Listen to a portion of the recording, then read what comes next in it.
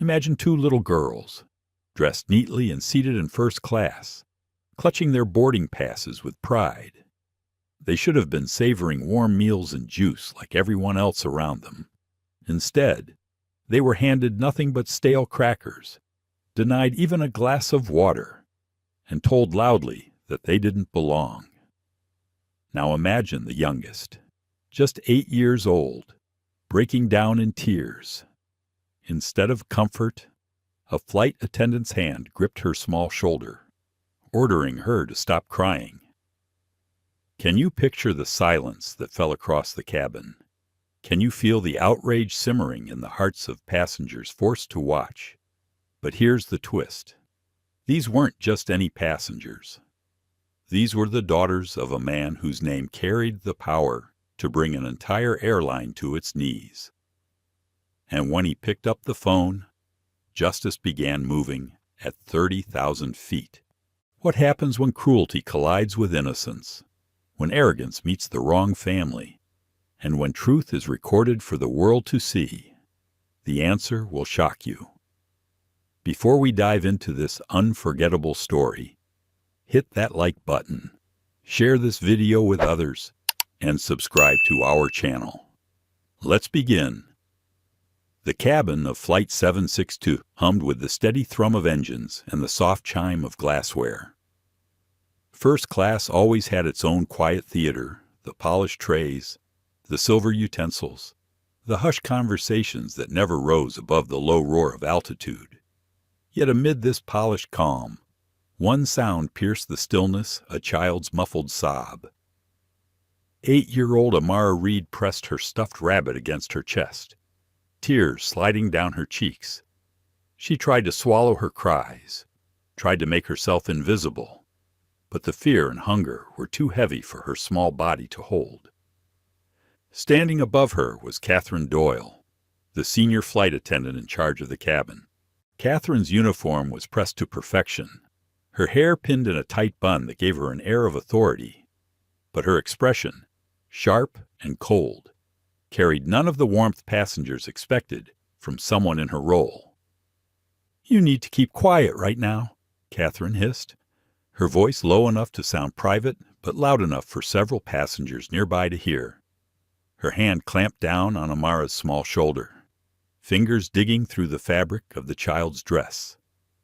"You're not the first person to be hungry on a plane, and you won't be the last." This crying stops immediately. Naomi Reed, 12 years old and already carrying herself with a protective air beyond her years, leaned closer to her sister. Her heart pounded so loudly she swore the passengers around them could hear it. She wanted to say something, anything, to shield Amara, but her throat locked. In the seats around them, the polished calm of first class fractured. The elderly man in 1C shifted uneasily in his seat, glancing from his untouched dessert to the scene unfolding just a row behind him. The couple in 3D exchanged looks of disbelief, their conversation evaporating into the charged silence. Amara's sobs grew quieter, but not because she wasn't crying. The little girl's body trembled as she forced the sounds inward, her tears spilling silently down her cheeks. She turned her face toward the oval window, hoping the bright white blur of clouds would distract her from the sting in her shoulder and the ache in her belly. Catherine stood for another moment, her grip firm, her jaw set, as if she believed she was teaching a lesson. Then she straightened, smoothed her uniform jacket, and gave a tight smile that convinced no one. Without another word, she wheeled her service cart down the aisle, her heels clicking on the carpet with a rhythm that sounded more like judgment than professionalism. The cabin settled into a tense quiet. The hum of engines filled the silence that no one dared to break. Passengers exchanged glances but said nothing, each caught between outrage and hesitation. They had all seen enough flights to know how precarious it felt to challenge authority at 30,000 feet. Naomi exhaled slowly, her hand still wrapped around Amara's. She leaned close to her sister's ear. "It's okay," she whispered, though she didn't believe her own words. Her mind churned. Why us? What did we do wrong? Why would an adult treat us like this? She thought about their father, Marcus Reed, always reminding them to be polite, to carry themselves with dignity no matter the circumstance. She remembered his words, respect yourself even when others don't, especially when others don't. Naomi wanted to hold on to that lesson now, but it felt slippery, like trying to clutch water in her palms. Amara sniffled and whispered, "Did I do something bad?" Naomi shook her head quickly. "No, Amara, you didn't do anything wrong. Not one thing." Her voice cracked despite her effort to sound steady. The businessman across the aisle pressed his lips into a thin line, his fork frozen above his plate. The woman beside him clutched her necklace, her eyes narrowing at Catherine's back as the attendant moved farther down the cabin. For the rest of the passengers, this was the kind of moment that stayed lodged in the chest long after the plane touched down. They had just witnessed something ugly in a place meant to feel rarefied, something that cracked the sheen of first class wide open and exposed the raw unfairness inside. But this moment, Catherine's hand pressing into Amara's shoulder, the hissed command to stop crying, was not where the story began. It was only the breaking point of something that had been building since the food service started an hour earlier. Back then, the scent of rosemary roasted salmon and garlic butter steak had drifted through the cabin. Trays lined with porcelain plates, the clink of wine glasses, the practiced smiles of attendants. Every passenger had been attended to, their preferences indulged, their comfort ensured.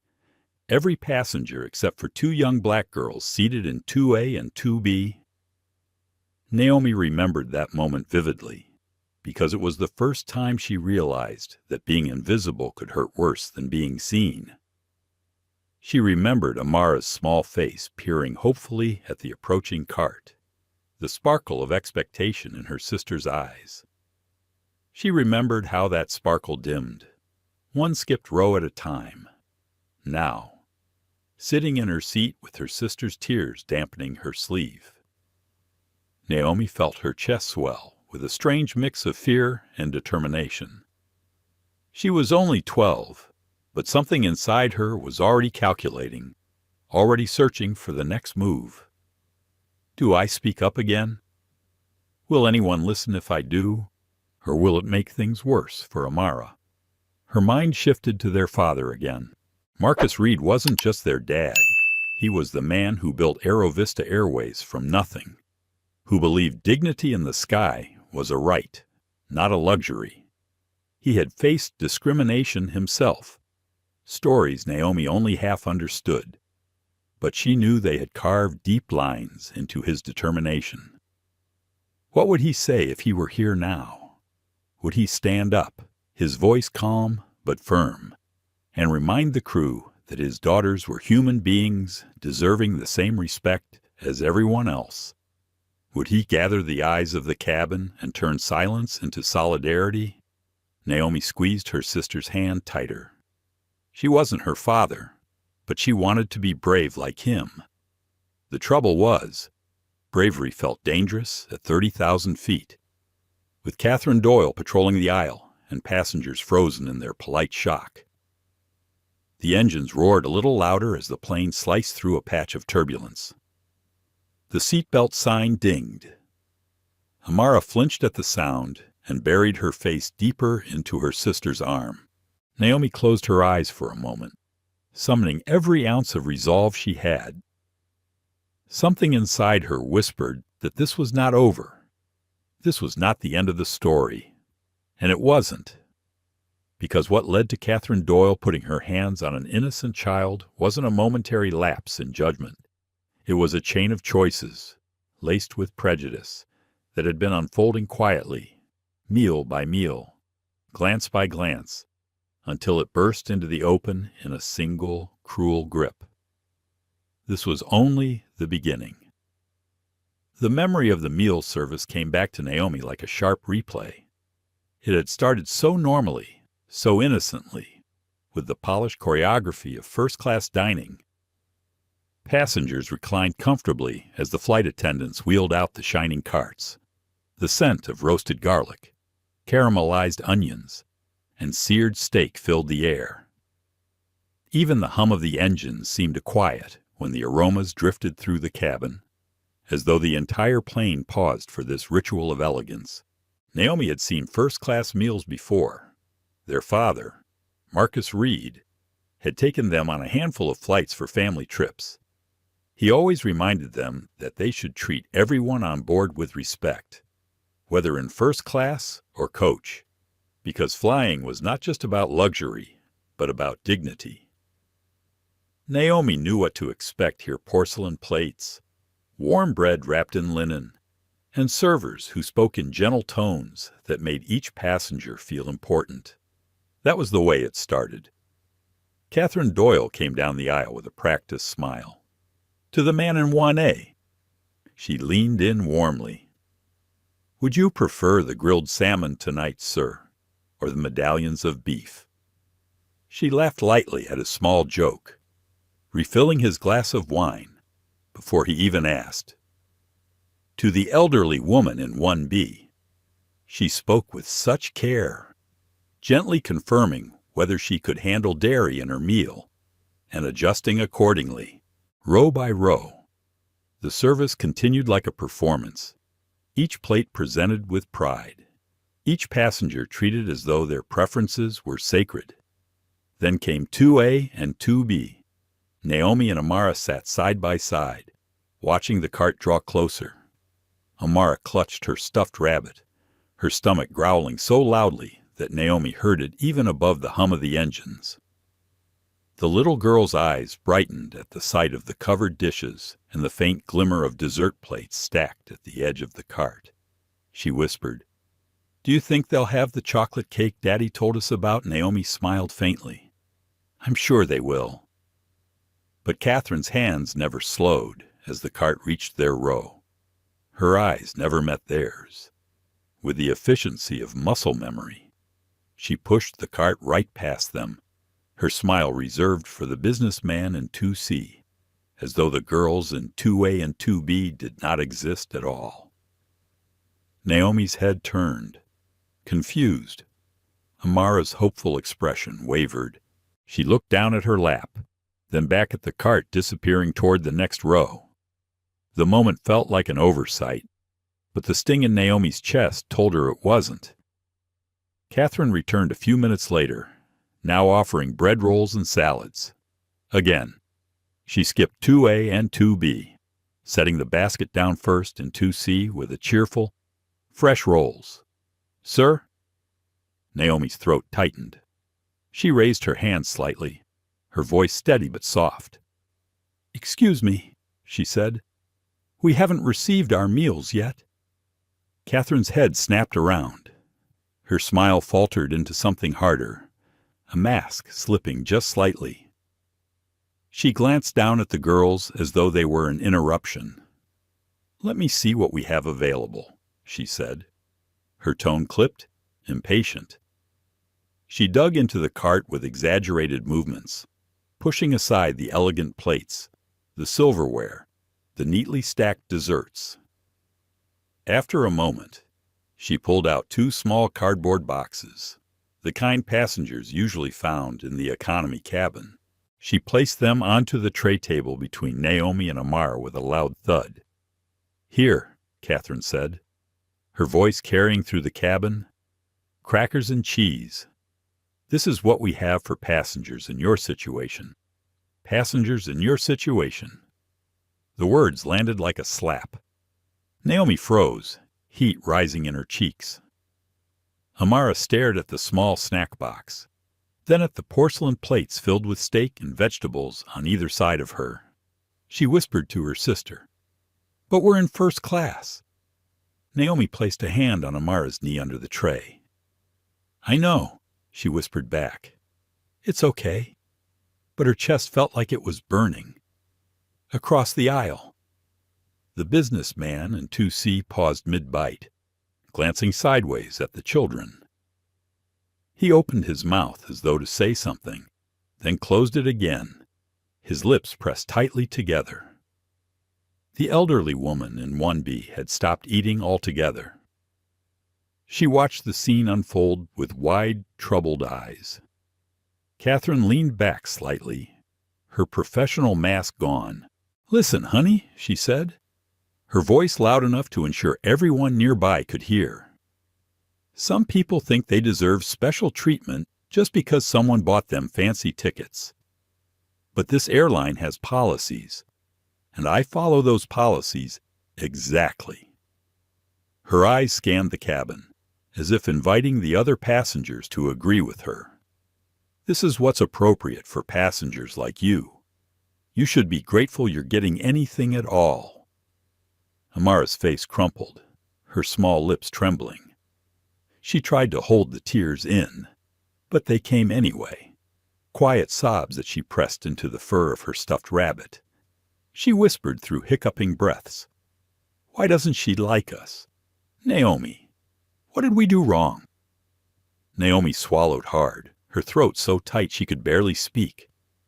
She brushed a strand of hair from her sister's forehead and whispered, "Nothing. Amara, you didn't do anything." Around them, the atmosphere shifted. Polished luxury no longer covered the raw tension in the air. Forks paused. Conversations faltered, and the hum of the engines filled the silence that words refused to bridge. Catherine, however, did not stop. She continued down the aisle, smiling at the couple in 3A, adjusting their children's meals, making sure allergies were accommodated.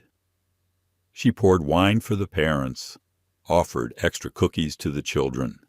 To everyone else, she was the perfect hostess. But to Naomi and Amara, she had been something else entirely. Naomi stared at the snack box still unopened on the tray.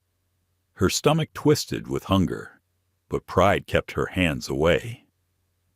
She glanced at her sister, whose small fingers trembled as she tried to peel back the plastic seal. Naomi reached over, stopping her gently. "Wait," she whispered. "Let's see if she comes back." But Catherine didn't.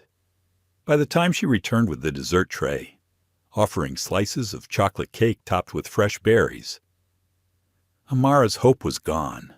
She stared at the plates as they passed, the sweet scent of cocoa and cream so close she could almost taste it. When Catherine set a plate down in front of 2C with a cheerful, "Here you are." "Sir?" Amara turned her face toward the window. Her voice was barely audible, but Naomi heard it. "I'm so hungry."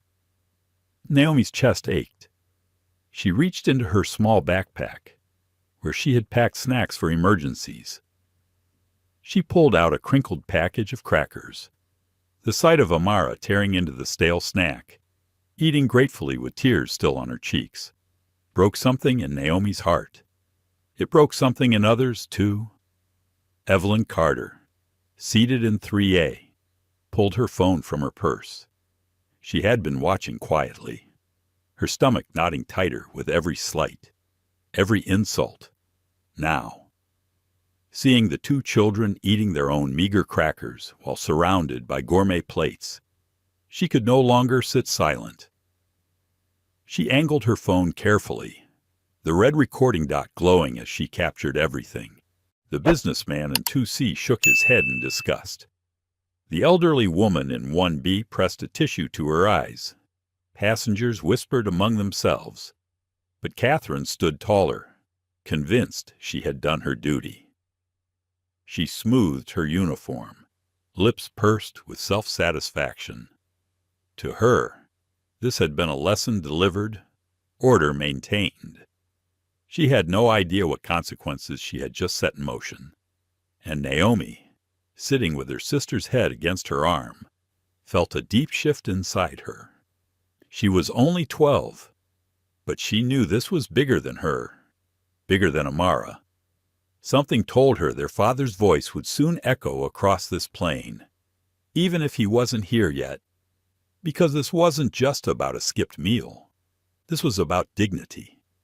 And Naomi understood, with a clarity beyond her years, that dignity denied to one was dignity threatened for all. The air in the first-class cabin had grown heavy, like a storm gathering above the wings. The hum of the engine seemed louder now, filling the silence left behind by words that had cut deeper than any turbulence ever could. Amara sat still, her small hands clutched tightly around the edges of the cracker package, her stuffed rabbit resting against her lap. Naomi sat beside her, frozen between fury and fear, her 12-year-old heart beating hard in her chest. When Catherine Doyle returned to their row a second time, her heels clicking softly on the carpeted aisle, Naomi hoped maybe this time she would set things right. Maybe the attendant had realized her mistake. Maybe she would offer an apology. Maybe she would give them the meals everyone else had received. But Catherine had no intention of correcting herself. She stopped beside their seats, adjusted her posture, and spoke in a voice that carried down the aisle, clear enough for every passenger to hear. "Listen, honey," she said. Her eyes locked on Naomi, though her words were meant for both sisters. Some people think they deserve special treatment just because someone bought them a first-class ticket. But on this airline, we have rules, and I don't make exceptions. Naomi felt her stomach twist. She looked around at the other passengers, hoping someone might speak up, but their faces were a mix of discomfort and disbelief. No one moved. Catherine leaned in slightly, lowering her tone to something more biting. "This is what's appropriate for passengers like you," she continued.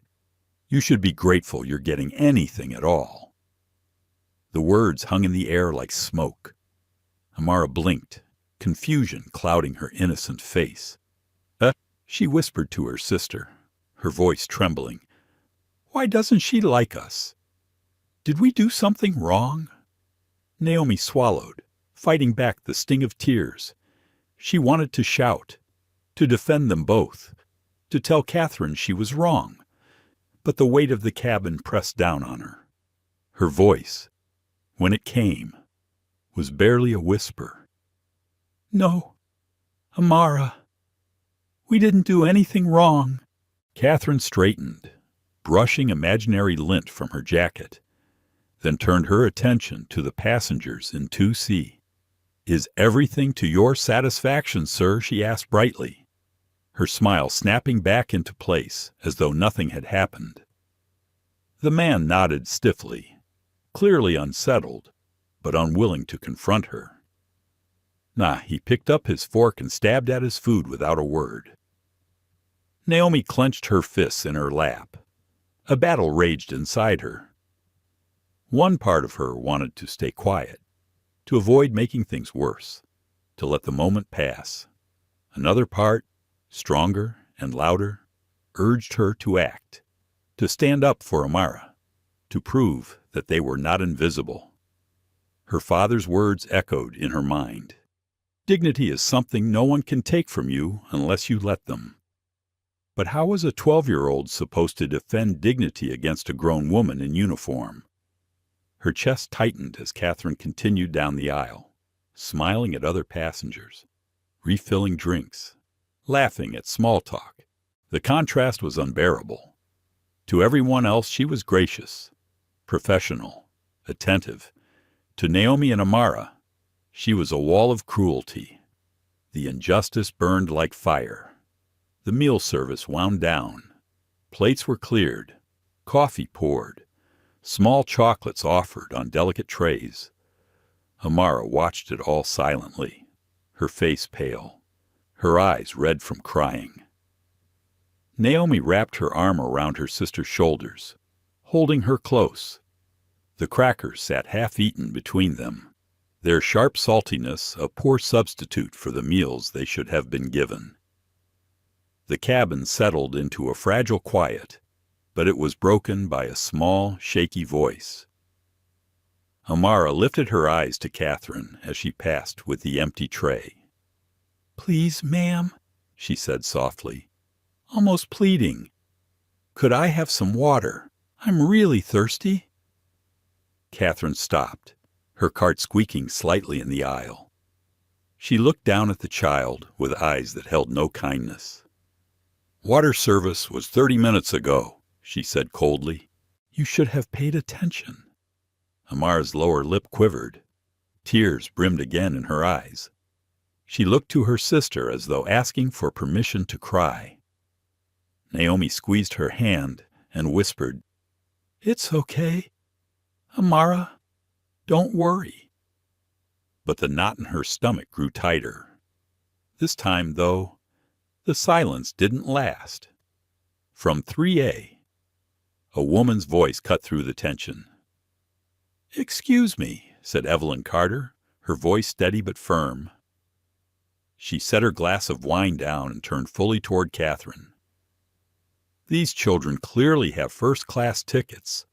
Why are they not receiving the same service as the rest of us?" Heads turned. The businessman in 2C looked up quickly, relief flickering across his face as though someone had finally spoken the words he had been too afraid to say. Catherine stiffened, her eyes narrowing slightly. "Ma'am," she replied, her voice clipped, "I am a professional flight attendant with 15 years of experience. I know exactly how to do my job. These passengers are receiving the service they're entitled to." Evelyn raised her brows. Her gaze shifted deliberately to the children clutching a half-empty packet of crackers. "Really?" she asked, her tone heavy with disbelief. "Because what I'm seeing doesn't look like equal service to me." Catherine's lips pressed into a thin line. She turned her cart sharply and moved away, muttering something under her breath. The tension didn't fade. If anything, it grew sharper, tighter, as though the cabin itself was holding its breath. Naomi sat frozen, her heart racing. Someone had spoken up for them. For the first time since the cart had rolled past, she felt a flicker of hope. Still, the shame lingered. She could feel the stares of other passengers, the weight of their silence. She wondered why more of them didn't say something. Were they afraid of being labeled disruptive? Were they hoping it would all blow over? Or was it easier to look away? Amara leaned closer to her sister, whispering through quiet sobs, "I'm really hungry, Naomi, and I'm thirsty." Naomi pulled her closer. "I know," she whispered. "We'll be okay." But even as she said it, her mind churned. She thought of her father again. If he were here, things would be different. He wouldn't let this go on. He would make sure everyone in this cabin remembered that every passenger mattered. But he wasn't here. It was just her and Amara, two children against the weight of authority. The cabin lights dimmed slightly as the service concluded. Some passengers reclined, closing their eyes. Others pulled out laptops or books, trying to return to normalcy. But for Naomi, normal had vanished. The injustice clung to her like static, buzzing in her chest, refusing to let go. She reached into her backpack again, pulling out another small package of snacks she had saved. She offered them to Amara, who accepted gratefully, chewing silently as more tears slid down her cheeks. Around them, the remnants of gourmet meals sat on polished trays, crumbs of chocolate cake dusting porcelain plates, half-finished glasses of wine glimmering under the cabin lights. The contrast was unbearable, and yet Catherine still moved through the aisle with confidence, as though she had proven her point, as though her behavior had been justified. She seemed almost proud of herself, her posture straighter, her step sharper. Naomi's jaw tightened. Her hand shook slightly as she reached into her pocket, her fingers brushing the edge of her phone. She hesitated. She was 12. What power did she have against someone like Catherine Doyle? But then she looked at her sister. Small, tired, hungry, holding on to a stuffed rabbit for comfort, and Naomi felt something rise inside her, something stronger than fear. She didn't know what she would do yet, but she knew one thing with absolute certainty. This wasn't over. Naomi sat stiff in her seat, her fingers tightening around the edge of the armrest as the atmosphere in the cabin grew heavier. Evelyn Carter's words still echoed in the air like a challenge no one could ignore. For a moment, Naomi felt a flicker of hope, but Catherine's cold dismissal smothered it. The senior flight attendant glided back toward the galley with her tray, her head held high, her lips pressed in the kind of self-satisfaction that came from believing she had silenced opposition. To Catherine, this wasn't cruelty. This was control. She believed she had asserted her authority over the cabin, over the children she had marked as lesser, and over the passengers too hesitant to intervene further. Naomi stared at the unopened snack box on her tray. Her stomach clenched, but she could not bring herself to eat it. Accepting that food felt like accepting the insult. Instead, she looked at her sister. Amara's small body slumped against her side, her stuffed rabbit tucked beneath her chin.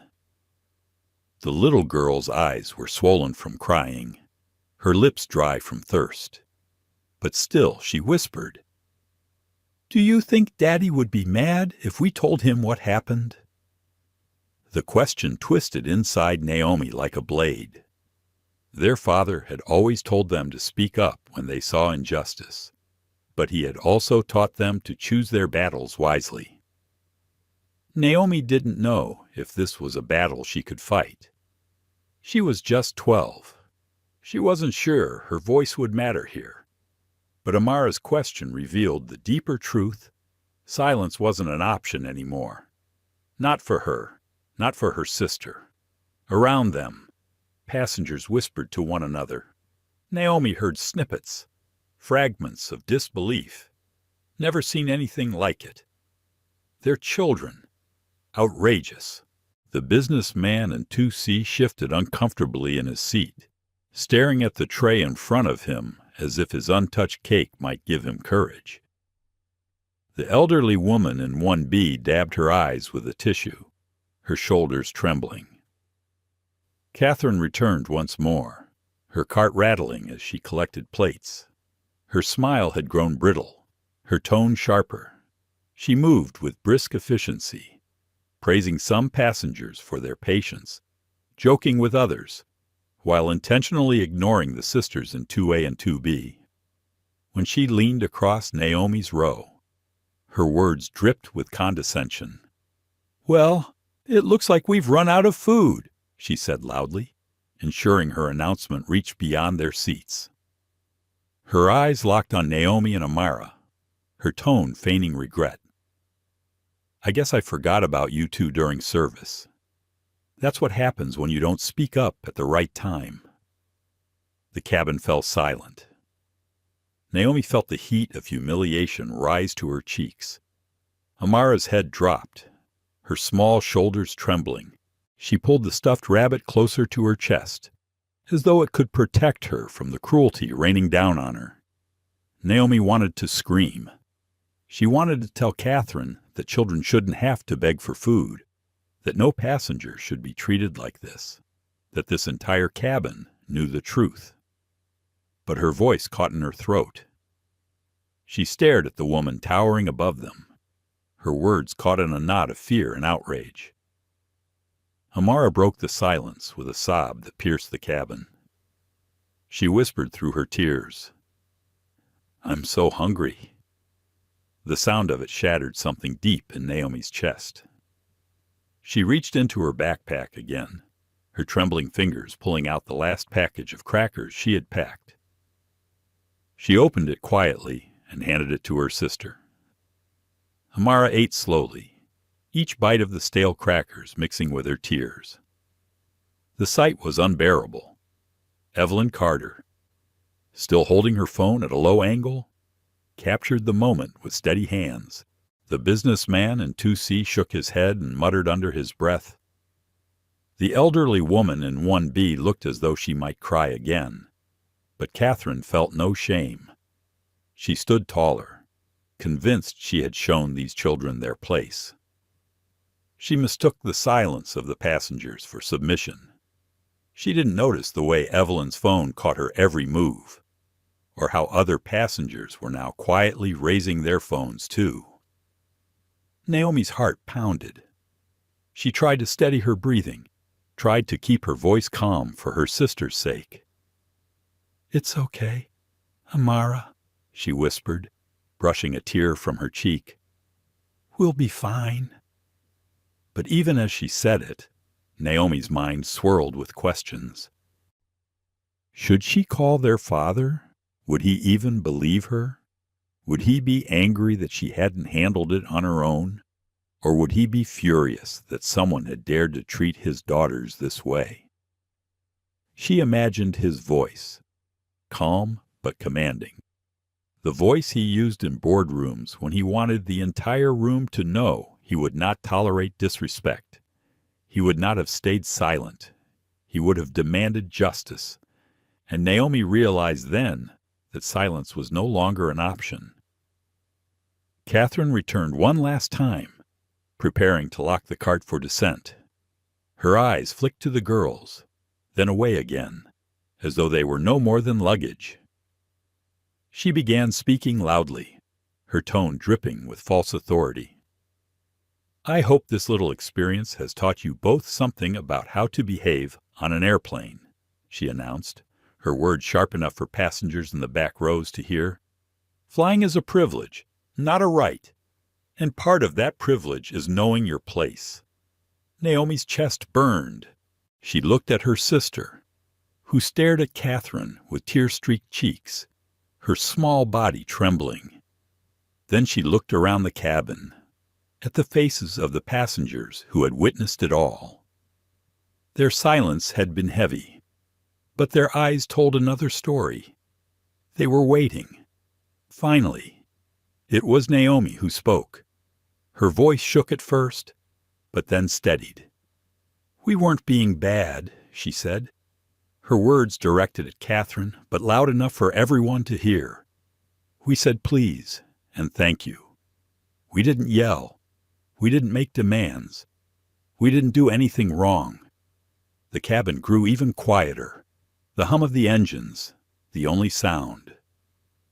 Amara looked up at her sister, her eyes wide with a fragile mix of hope and fear. Catherine's jaw tightened. Her voice rose, sharp with condescension. "Young lady, the fact that you think you were being good is exactly the problem.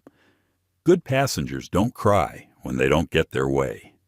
Good passengers don't take time away from the crew. Good passengers follow rules without making demands." Naomi opened her mouth to respond, but before she could, another voice rang out from across the cabin. "I've been watching these children the entire flight," said a woman from row 4A. She stood, her presence commanding. "And they've been better behaved than most adults I've ever flown with. What I've seen from you, however, has been cruel, inappropriate, and completely unprofessional." Gas rippled through the cabin. The woman stepped into the aisle, her voice unwavering. "I'm Dr. Laura Martinez. I'm a pediatrician. I know what it looks like when children misbehave, and I know what it looks like when children are unfairly targeted. These girls are the most respectful passengers on this plane, and what you've done to them is nothing short of abuse." Catherine's face flushed a deep crimson. She turned sharply, her voice trembling with anger. "Ma'am, I've been doing this job for 15 years. I think I know the difference between respect and entitlement. These children," but she was cut off again. A man in row 5 stood, adjusting his glasses. "And I'm a civil rights attorney," he said firmly. "And what I've seen is discrimination, plain and simple. I've documented every detail. If you think you're protected by your uniform, you're mistaken." The cabin erupted into murmurs, passengers nodding, whispering, some even clapping softly. Catherine's authority was unraveling before her eyes. Naomi clutched her sister's hand tightly. For the first time since the meal service began, she felt a glimmer of something stronger than humiliation. She felt the spark of justice. And though she didn't yet know how, Naomi understood with absolute certainty that the truth would not stay hidden. Naomi's hand shook as she reached for her backpack. The cabin around her was still buzzing with murmurs, the echoes of Dr. Martinez's sharp words and Robert Fields's declaration hanging heavy in the air. Catherine Doyle had retreated to the galley, her posture stiff, her face tight with anger, but the damage to her authority was visible. The passengers no longer looked at her with quiet submission. They looked at her with suspicion, even contempt. Naomi sat still, her heart pounding so hard it made her chest ache. She looked at her sister, whose head rested against her arm. Amara's eyes fluttered shut, though Naomi could tell she wasn't asleep. She was too hungry, too scared, too overwhelmed to rest. Naomi brushed a strand of hair away from her sister's face and whispered softly, "I've got you." For 12 years, Naomi had lived in the balance between being a child herself and being the older sister Amara needed. Her father often told her she had an old soul, that she carried herself with a strength beyond her years. Tonight, on this plane, she felt the full weight of that responsibility. She could not let Amara suffer alone. Her fingers slipped into the side pocket of her backpack until they brushed the cool edge of her phone. She hesitated, frozen in the moment. Should she do it? Should she make the call? Her father had always told them to handle small problems on their own, to speak with respect, but also with confidence when they felt overlooked. He wanted his daughters to grow up knowing their voices mattered. But this was not a small problem. This was cruelty. This was humiliation. This was a flight attendant using her power to make 2 children feel worthless. Naomi's chest tightened. She imagined her father's voice, calm, commanding, reassuring. He would know what to do. He would protect them, even from hundreds of miles away. Her thumb hovered over his name. She took a slow breath, then pressed the call button. The line rang once, twice. On the 3rd ring, his warm voice answered. Sweetheart Marcus Reed's tone carried the casual ease of a man finishing his day. But as soon as Naomi spoke, everything changed. "Daddy," she whispered, her voice trembling, "we need help." The words cracked something inside her. For the first time since the ordeal began, tears filled her eyes, spilling down her cheeks. She turned slightly toward the window, shielding the phone with her hand, trying to keep her voice low so Catherine wouldn't notice. Her father's tone shifted instantly. The warmth was gone, replaced by sharp concern. "Naomi, what's happening? Are you and Amara safe?" Naomi glanced at her sister, who stirred at the mention of her name, then nodded weakly as if he could see her. "We're on the plane. Flight 227 to New York. The flight attendant. She's being really horrible to us. She didn't give us food. She gave us only crackers. And when Amara started crying, she grabbed her shoulder. She told her to stop crying. Daddy, she hurt her." Her father's silence was heavy. Naomi could hear his breath on the other end, slow but sharp. She could almost see his jaw tightening, his eyes narrowing. She put her hands on Amara. His voice was low, deadly calm in a way Naomi had never heard before. "Yes," Naomi whispered. Her hands shook as she clutched the phone tighter. "And she said we don't belong here. Everyone else got salmon and steak, but she gave us crackers. She said we should be grateful. Daddy, we didn't do anything wrong." For a moment, the only sound was the steady roar of the engines outside the window. Then Marcus spoke again, his voice like steel. "Listen to me carefully. Naomi, you did nothing wrong. Not one thing. You and your sister are perfect passengers. Do you hear me?" "Yes, Daddy," she whispered, her tears falling faster. "I need you to stay calm," Marcus continued, his voice steady and strong. "Keep holding your sister close. Do not speak to that flight attendant again. Do not engage her. Help is coming." Naomi blinked. "Help? But how?" "Daddy, we're 30,000 feet in the air. Don't worry about that, baby girl," Marcus said firmly. "That's my job. Just remember this. You are not alone. Not for 1 second." Naomi closed her eyes, letting the words sink into her bones. She had always known her father was powerful. He built companies, led boardrooms, shaped policies. But in this moment, he was simply her dad.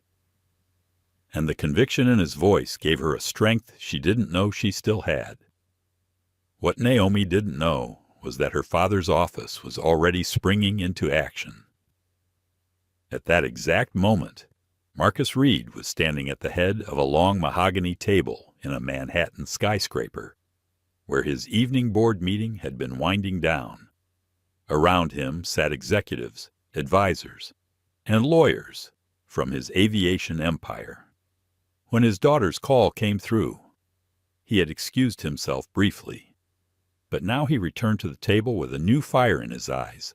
"Ladies and gentlemen," he said, his voice cutting through the quiet hum of conversation, "I have just received a call no father should ever have to take. My daughters, ages 12 and 8, are currently on one of our aircraft, being discriminated against, humiliated, and physically intimidated by a member of the crew." The room fell silent. Every pair of eyes turned to him, the weight of his words landing like thunder. Marcus placed his phone flat on the table, speaker mode still active so he could keep Naomi close while speaking to his team. His tone was deliberate, each word sharp as a blade. "This is not just a customer service issue. This is not just a crew misconduct issue. This is discrimination. This is child abuse. And it happened on our aircraft." Gas circled the room. Patricia Owens, head of human resources, leaned forward, her face pale. "Sir, did you say physical contact?" Marcus's jaw clenched. "She grabbed my 8-year-old daughter's shoulder because she cried from hunger." The words hung heavy. No one dared speak. Marcus turned his gaze to his operations director. "I want this flight monitored immediately. Identify the crew member involved, pull every complaint on her file, cross-check passenger feedback, and mobilize crisis response.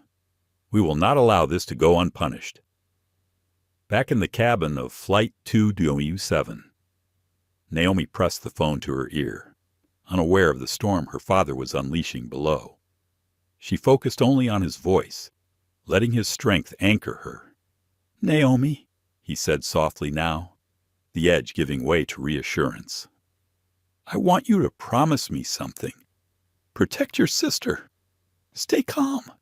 Do not be afraid. This ends tonight." Naomi wiped her tears quickly, not wanting Amara to see her cry. "I promise. Daddy." She slipped the phone back into her backpack, her heartbeat steadier now. She looked at her sister, who was still curled against her side, and whispered, "Daddy knows. He's going to fix it." Amara's eyes opened slowly. "Really?" she asked, her voice barely more than a squeak. "Really," Naomi said, her voice firm. "We're not alone. In the galley." Catherine Doyle continued her tirade to the junior attendant, her voice carrying down the aisle. Entitled passengers. Crying children. They think a first-class ticket means they can do whatever they want. Someone needs to put them in their place. But Catherine had no idea that her words, her actions, her very career were seconds away from unraveling. Justice was already in motion. The quiet hum of the engines filled the cabin, but beneath it, a different energy vibrated. It was the low murmur of passengers trading glances, whispering, and shifting uncomfortably in their seats. The silence that had once been filled with resignation was now turning into something stronger, something that Catherine Doyle could not control. Naomi sat taller, her hands still wrapped around her sister's. Amara leaned against her, exhausted, but soothed by the promise Naomi had whispered moments earlier. "Daddy knows. He's going to fix it." That sentence repeated in her mind like a shield against the cruelty she had endured. The passengers around them had reached a quiet breaking point. Evelyn Carter in row 3 angled her phone discreetly, recording yet again. She was no longer just an observer. She was a witness determined to capture every detail. Doctor. Laura Martinez remained perched at the edge of her seat, her sharp eyes tracking Catherine's every move like a hawk. And Robert Fields. The attorney in row 5 had taken out a small notebook, jotting down the time, the sequence of events, the names and details he overheard. It was Margaret Thompson, the elderly woman in 1B, who finally spoke into the uneasy silence. Her voice was trembling but resolute. "These children have been through enough. This should never have happened." She turned in her seat, facing the sisters. Her kind eyes softened as she looked at Amara. "Sweetheart, you've been so brave." The words seemed to ripple through the cabin. A schoolteacher from Phoenix, Michael Torres, added his voice. "I've been flying for 30 years. Never in my life have I seen children treated like this. Not once. And to see it in first class, where service is supposed to be equal and dignified, it makes me sick." Catherine, overhearing, spun on her heel from the galley. Her cheeks flushed crimson. "Excuse me," she snapped, her voice rising above the murmurs.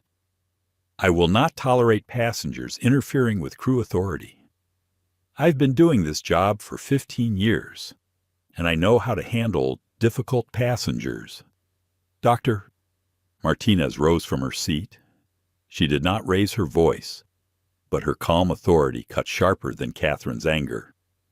"What you have done tonight is not handling difficult passengers. It is targeting children.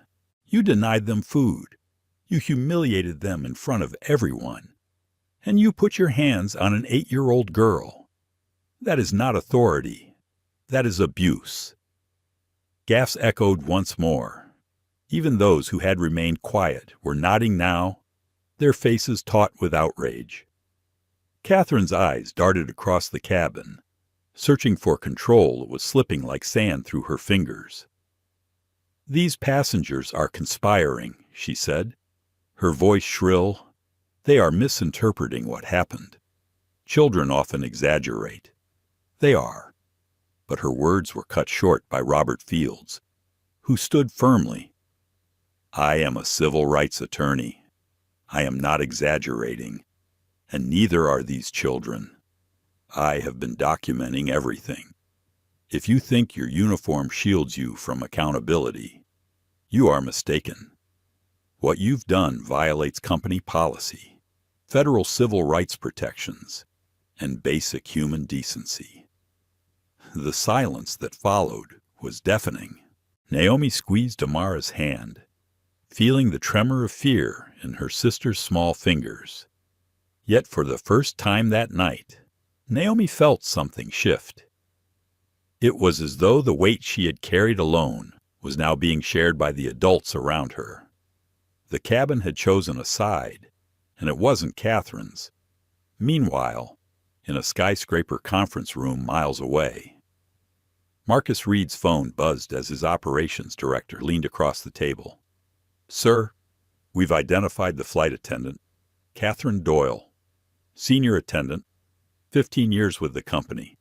A handful of unsubstantiated complaints over the years, but nothing on record strong enough for termination." Marcus's jaw tightened. "That ends tonight," he said coldly. "She put her hands on my daughter. I want her employment history pulled, every detail, and I want security waiting at the gate in New York." Patricia Owens, head of HR, spoke cautiously. "Sir, if we remove her mid-journey, it could disrupt the service." Marcus's eyes snapped to her. "Patricia, my daughters are being discriminated against on one of our flights. This is not about service disruption. This is about protecting children, restoring dignity, and sending a message that no employee, no matter how long they've been here, is above accountability." The room went silent. Everyone knew Marcus Reed's reputation. He had built his empire not by compromise, but by conviction. When he declared action, action followed. Back in the sky, Catherine tried one last attempt to salvage authority. She strode back to the sisters' row, her heels clicking sharply against the cabin floor.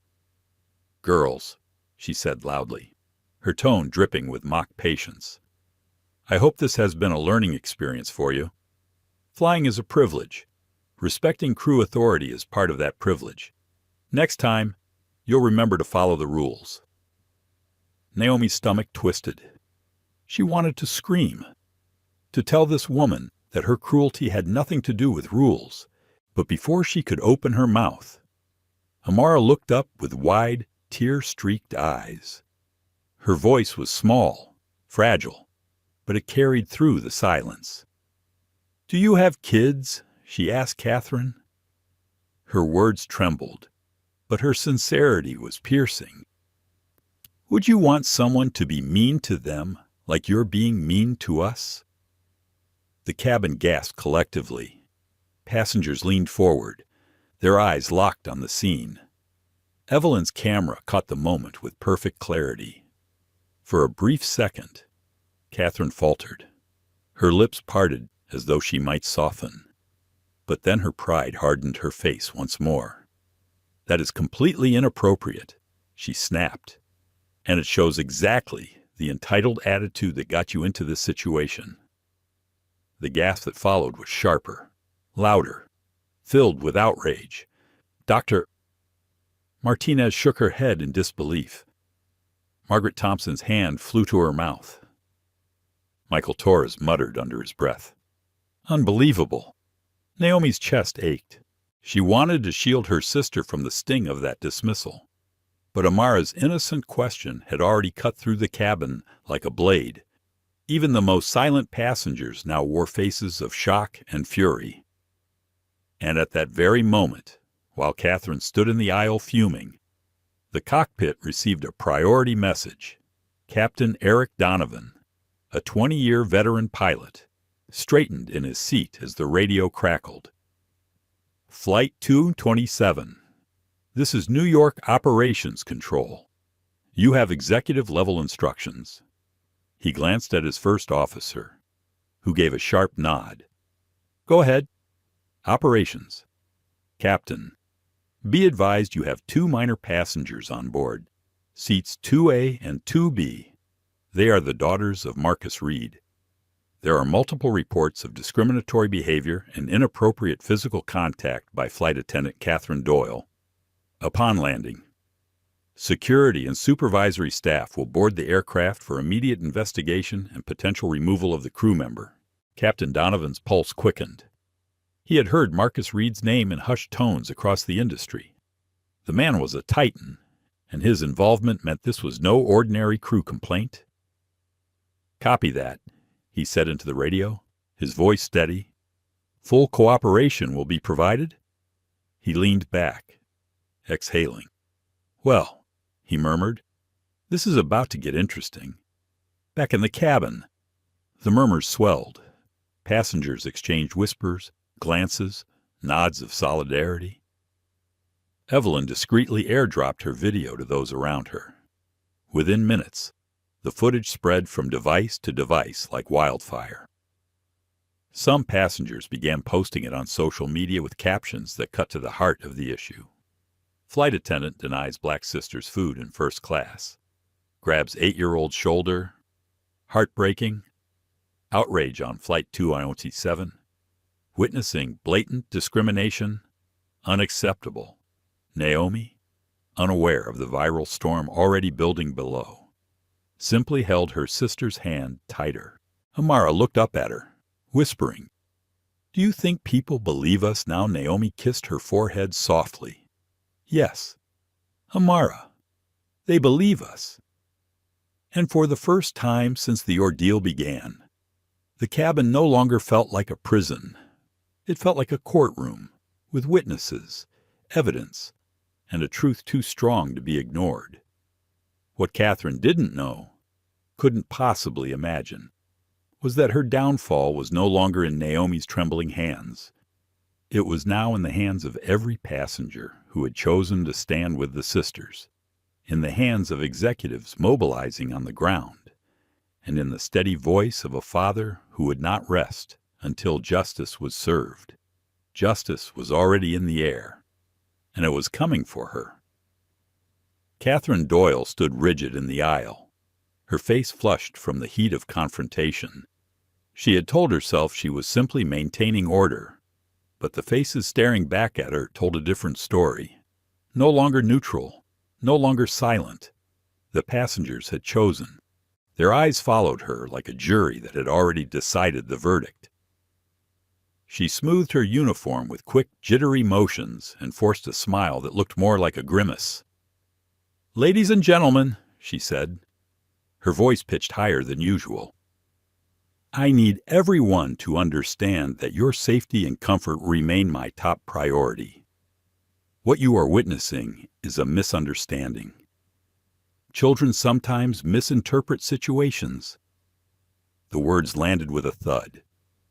Evelyn Carter's camera captured every syllable, and Laura Martinez's sharp glare cut through the performance.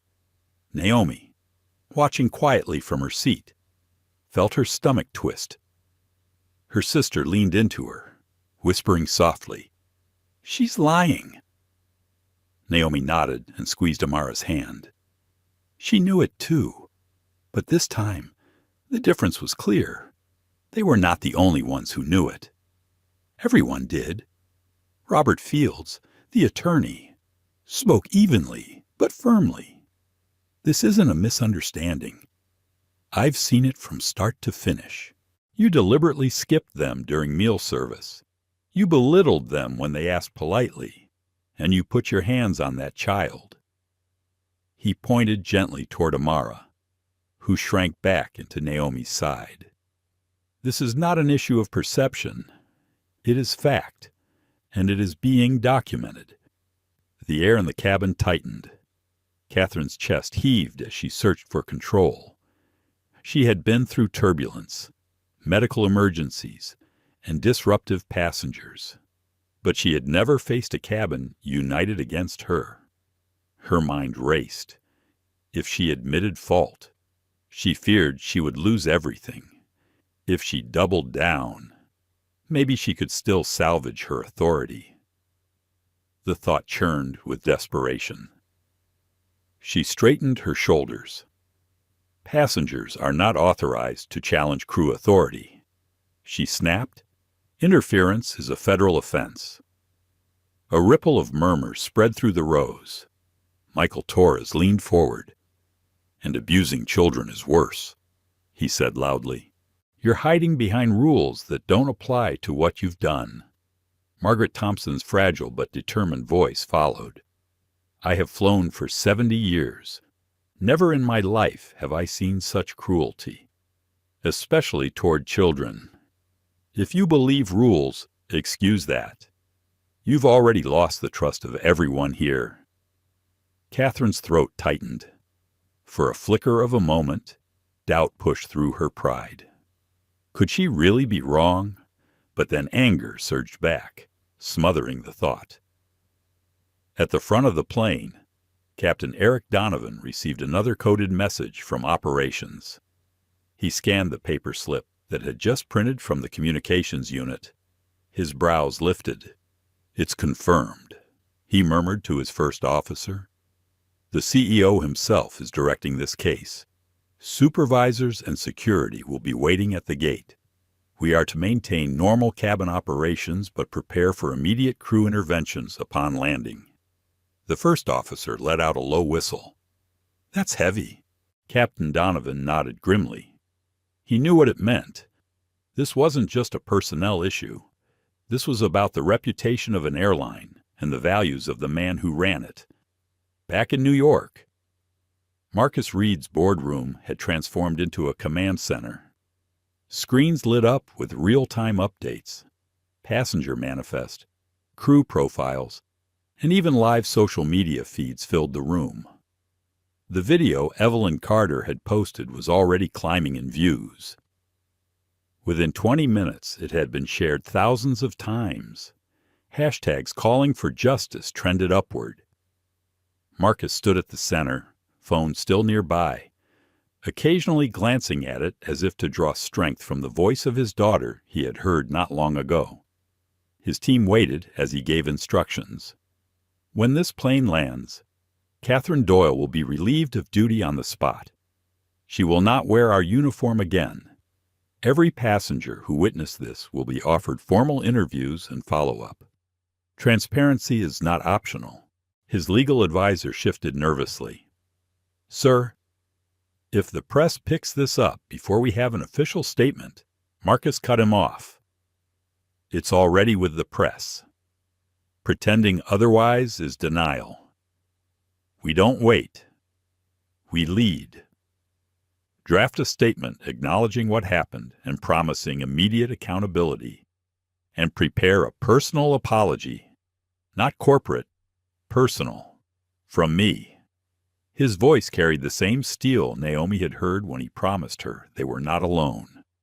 On the plane, the tension reached a tipping point.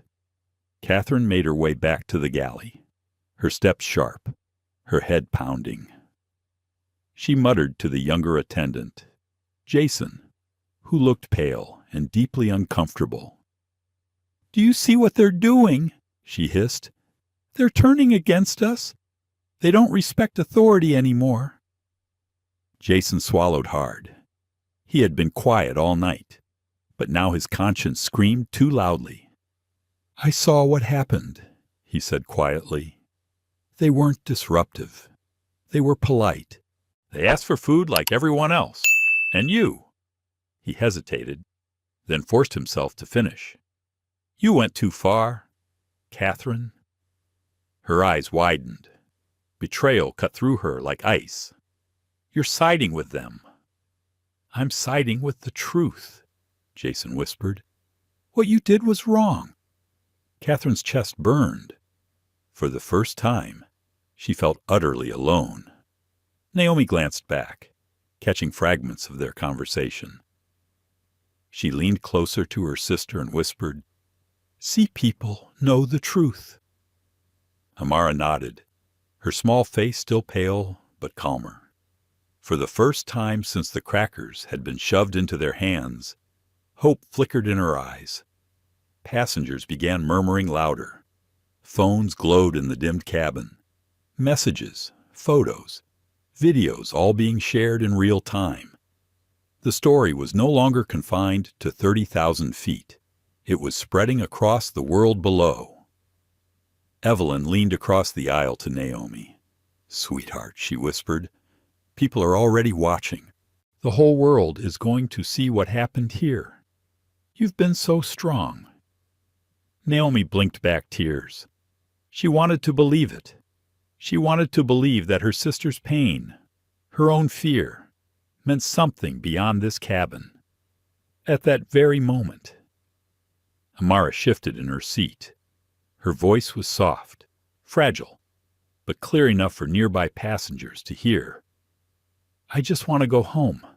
I just want Mommy." The cabin fell silent. The words pierced deeper than any argument or confrontation. They reminded every adult in earshot that these were not just passengers. They were children, far from home, caught in something they never should have faced.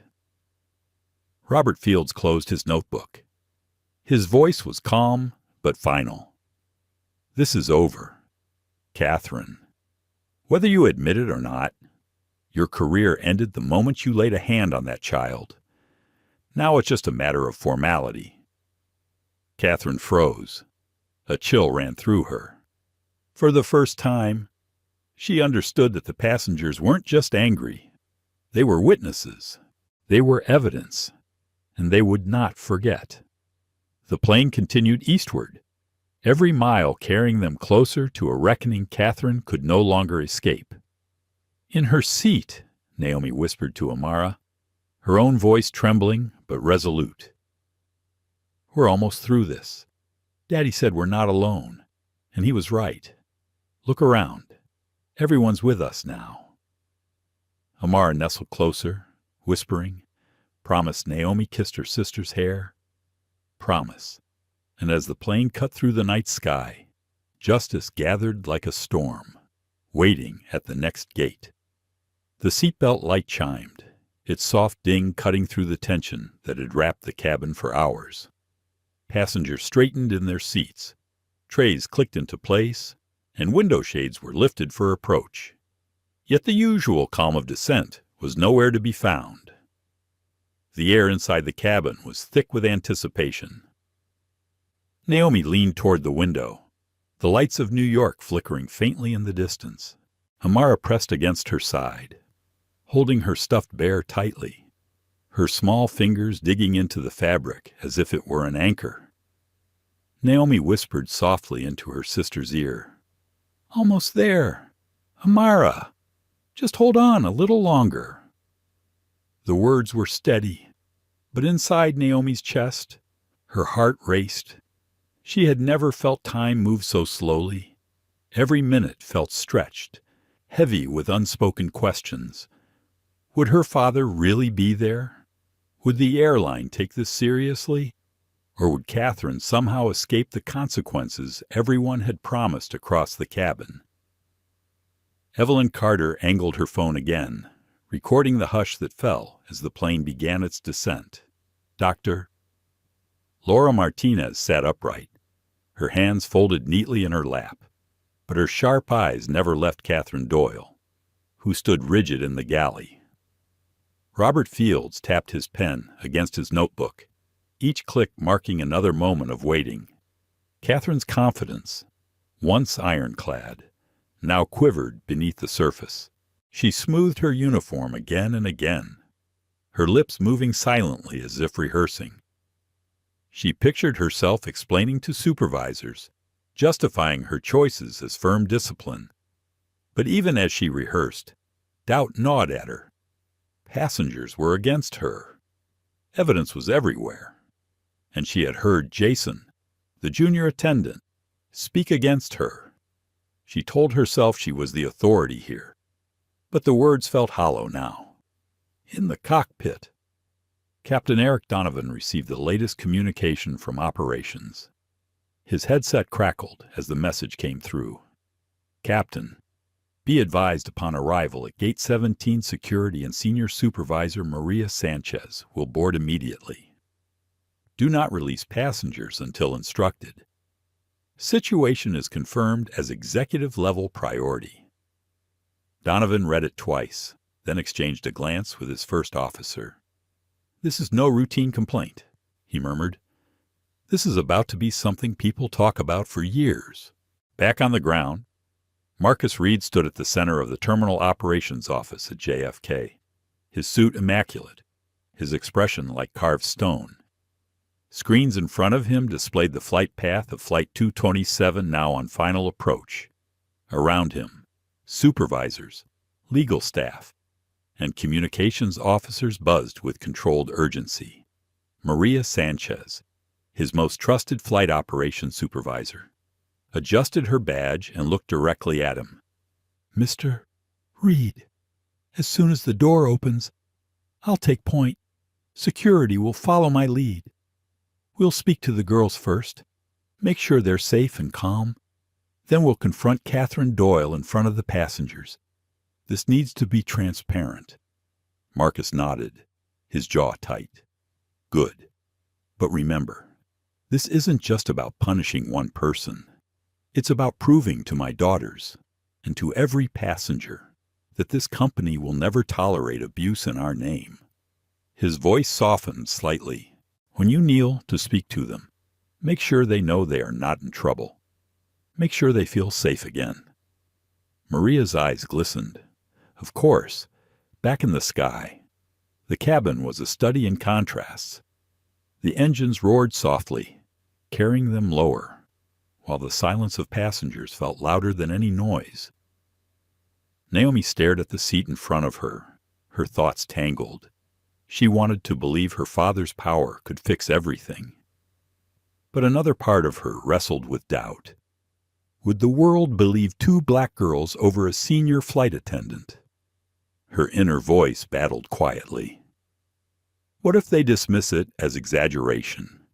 What if Catherine convinces them it was just discipline? But then she felt Amara's small hand tugging at her arm. Her sister's eyes were red and puffy, but there was trust in them. Naomi swallowed hard, resolving that she couldn't crumble now. If not for herself, then for her sister. Across the aisle, Margaret Thompson leaned toward Naomi. Her voice was soft, grandmotherly. "You've been remarkable, dear. I want you to know that, no matter what happens when we land, you should be proud." Naomi blinked, her throat tightening. She whispered back, "Thank you." The final descent began. The city lights glowed brighter, sprawling like a sea of stars. The captain's voice came over the intercom, calm and steady. "Ladies and gentlemen, we've begun our approach into New York.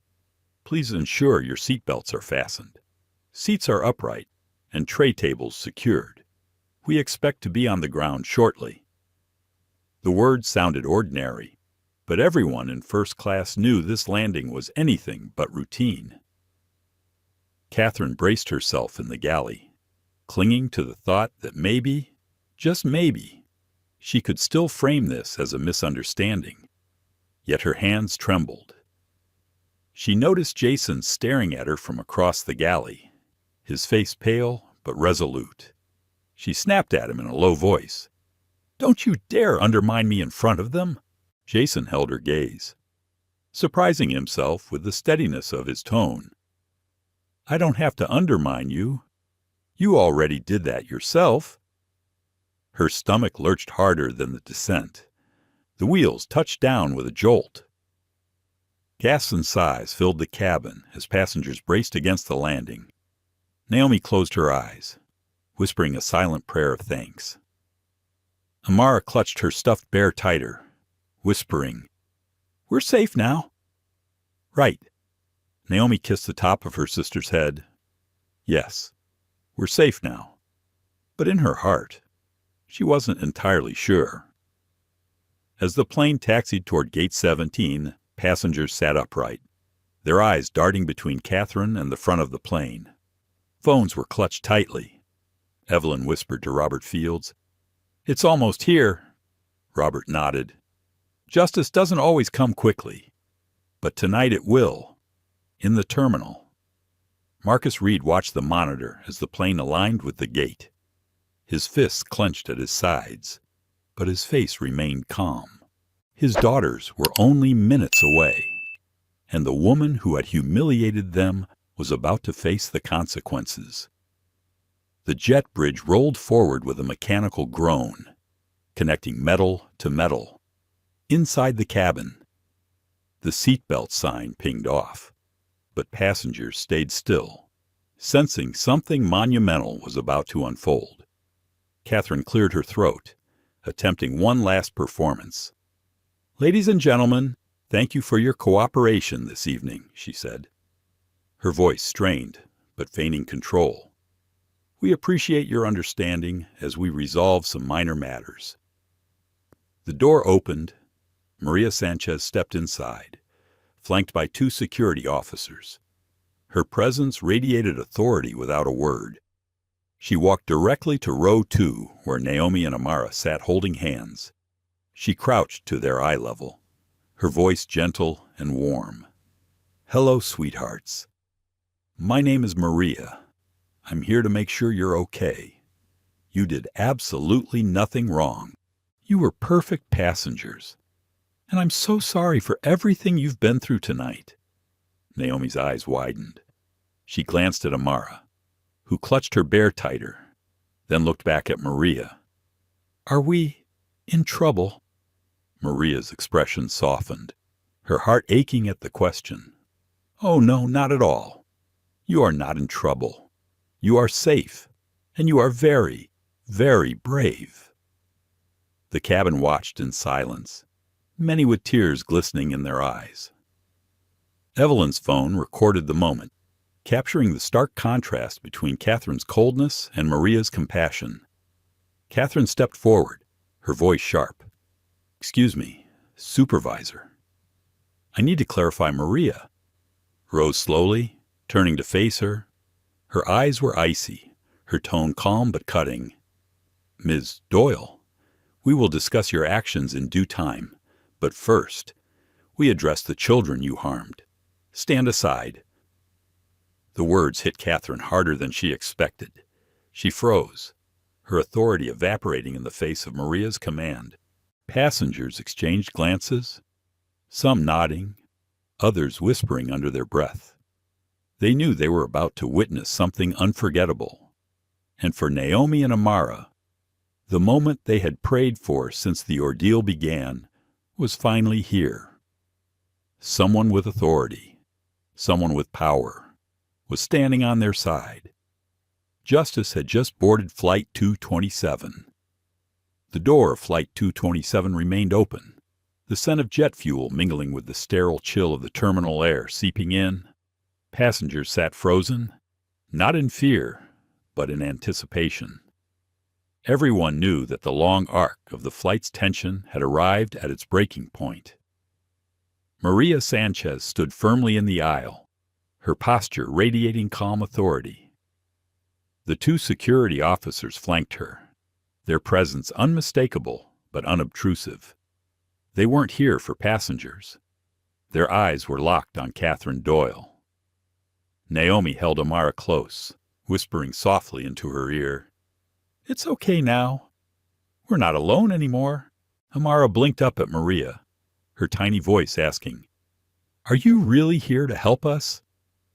Maria crouched again, her eyes level with the 8-year-old. "Yes, sweetheart. That is exactly why I'm here. You did nothing wrong. None of this was your fault."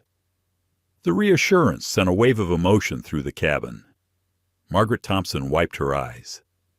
Evelyn Carter steadied her phone, making sure the moment was captured. Even Robert Fields, so precise and composed, swallowed hard before speaking.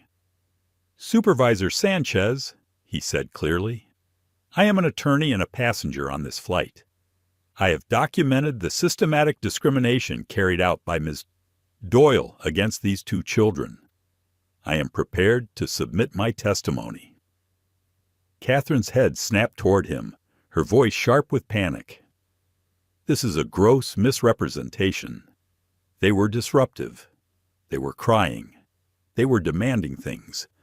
Her words were drowned out by Dr. Laura Martinez, who rose from her seat. "I am a pediatrician. I observed these girls for the entire flight. They were quiet, respectful, and patient. The only disruption was caused by Miss Doyle's refusal to treat them like human beings." Catherine's face flushed crimson. She tried again, her voice rising. "You don't understand. Crew authority is absolute in flight. If I say certain service is withheld, it is within my rights, Jason, the junior attendant. finally stepped forward. His voice shook at first, but steadied with each word. With respect, Miss Doyle, that's not true. I was here. I saw it. They weren't disruptive. They asked politely. You ignored them, then humiliated them. And when the younger one cried because she was hungry, you grabbed her shoulder. His throat tightened, but he forced himself to finish. That wasn't authority. That was cruelty. The cabin erupted in murmurs of agreement. Catherine spun in place, her eyes wild, searching for support and finding none. Passenger after passenger spoke up. Michael Torres stood, his teacher's voice clear and firm. These girls reminded me of my own students. They behaved better than most adults I've taught. Your treatment of them was inexcusable. Margaret Thompson raised her fragile hand. I may be old, but my eyes are still sharp. I saw you pass them over again and again. I saw their faces when you mocked them. I will never forget it. Evelyn Carter lifted her phone high. The world already knows what happened. This isn't just our word. The video is online. Thousands have seen it. Millions will. Your actions are not hidden anymore. The silence that followed was suffocating. Catherine's breath came in shallow bursts. Her polished facade shattered. She turned desperately toward Maria. You have to understand. They challenged me. They made me look weak in front of the cabin. I was just trying to maintain order. Maria's eyes narrowed, her voice like steel. Order is not maintained by humiliating children. Discipline is not delivered through discrimination. And authority is not a shield for cruelty. She stepped closer, lowering her voice but ensuring every passenger could hear. You broke the trust placed in you. You broke the values of this company. And worst of all, you broke the spirit of two innocent children who simply wanted a meal and respect. Catherine's mouth opened, but no words came. Naomi felt Amara's grip tighten on her arm. For the first time, Naomi allowed herself to believe that justice was real. Maria turned to the cabin. Ladies and gentlemen, I thank you for your courage in speaking up tonight.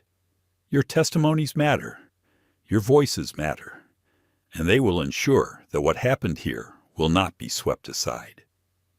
She looked directly at Catherine. Ms. Doyle, you are relieved of duty effective immediately. Please collect your belongings and prepare to be escorted from this aircraft.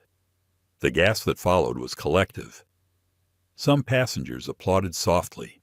Others sat in stunned silence. But every single person felt the weight of the decision. Catherine's legs wobbled as she gripped the galley counter. 15 years of service collapsed around her in an instant. She stammered, I didn't know they were the CEO's daughters. The words slipped out before she could stop them. Maria's reply was cold, deliberate. That is exactly the problem. It should not matter who they are. It should not matter whose daughters they are. Every passenger deserves dignity.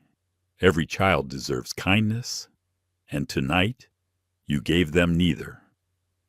The cabin broke into applause, louder this time, stronger, not celebratory of Catherine's downfall, but of the validation given to Naomi and Amara. Tears welled in Naomi's eyes. She pressed her cheek against her sister's hair. Amara whispered, She's not going to hurt us anymore. Is she? No, Naomi whispered back, her voice firm for the first time that night. She's not. Catherine's eyes darted from face to face, pleading silently for anyone to defend her. None did. Even Jason refused to meet her gaze. Her career, her authority, her identity as a senior attendant, all of it lay in ruins, undone by her own choices. Security stepped forward. Officer Walsh spoke firmly, but without malice. "Ma'am, please gather your personal items. You'll be escorted off this aircraft." Catherine reached for her bag with trembling hands. Before she turned, Amara's small voice carried through the cabin. It was not angry. It was not vengeful. It was heartbreakingly gentle. "I hope someday you learn to be nice," Amara said. "Maybe you're just sad inside, but I hope you stop making other people sad too." The words pierced deeper than any reprimand. Catherine froze, the innocence in the child's voice cutting through her armor. For the first time that night, her eyes filled with tears. Maria placed a steady hand on Naomi's shoulder. "You and your sister are safe now. You've been incredibly brave." She straightened and signaled to the officers. "Escort her out." As Catherine was led down the aisle, passengers turned their heads, some shaking in disgust, others capturing the moment on their phones. The clap started softly again, this time from Michael Torres, then spread until the entire cabin echoed with applause. Not for the removal of Catherine Doyle, but for the resilience of two young girls who had endured cruelty with grace. Captain Donovan stepped from the cockpit, his voice steady. "Ladies and gentlemen, on behalf of our crew and our company, I want to apologize for what you've witnessed tonight. This behavior does not represent who we are or what we stand for.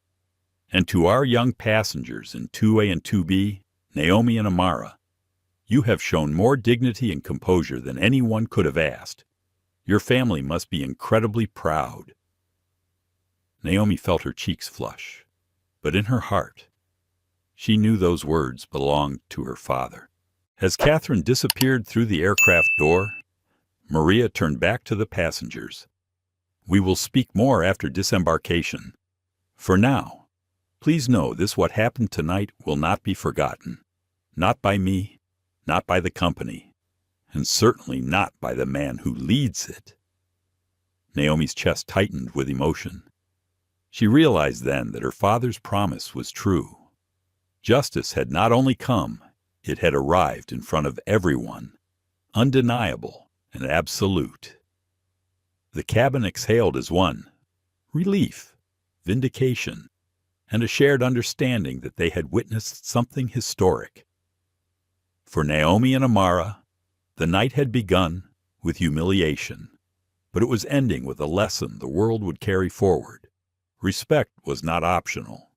Dignity was not negotiable, and no amount of authority could ever erase the truth.